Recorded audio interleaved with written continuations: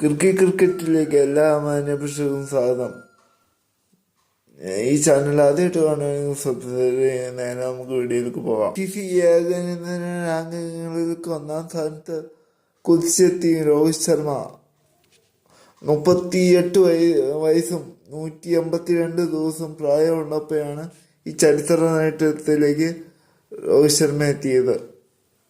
രോഹിത് ഏകദിന ചരിത്രത്തിൽ ഒന്നാം സ്ഥാനത്തെത്തുന്ന ഏറ്റവും പ്രായം കൂടിയ താരം എന്ന അപൂർവ റെക്കോർഡിന് ഉടമയായി. യുവതാരവും ടീം ഉടമയും ഇന്ത്യൻ യുവ ക്യാപ്റ്റനുമായ ഗില്ലിനെ മറികടന്നാണ് രോഹിത് ശർമ്മയുടെ ഈ ചരിത്ര നേട്ടം.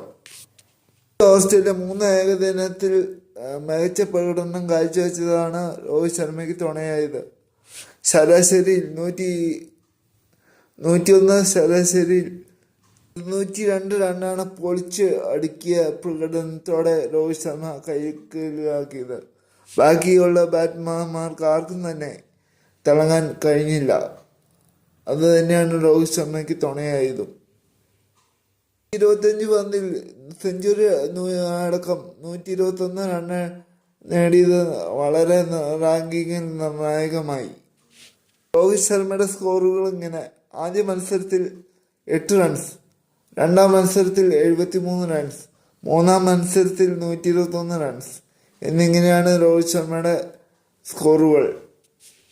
റാങ്കിങ് പോയിന്റ് രോഹിത് ശർമ്മയുടെ ഇങ്ങനെയാണ്: 154 പോയിന്റ് തന്നെയാണ് രോഹിത് ശർമ്മയ്ക്കുള്ളത്. 84 പോയിന്റാണ് രോഹിത് ശർമ്മയ്ക്കുള്ളത്. അഫ്ഗാനിസ്ഥാന്റെ ഇമ്രാൻ സമ്രാൻ എന്ന് പറഞ്ഞ പ്ലെയറിന് 767 പോയിന്റ് ഉണ്ട്.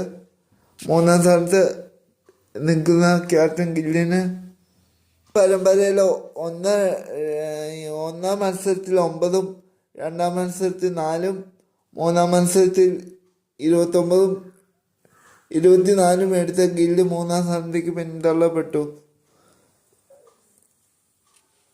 ഇന്ത്യ സീനിയർ താരം വിരാട് കോഹ്ലി, ഇന്ത്യയുടെ കിങ് ആയ വിരാട് കോഹ്ലിക്ക് 725 പോയിന്റാണ് ഉള്ളത്. 6ാം സ്ഥാനത്താണ്.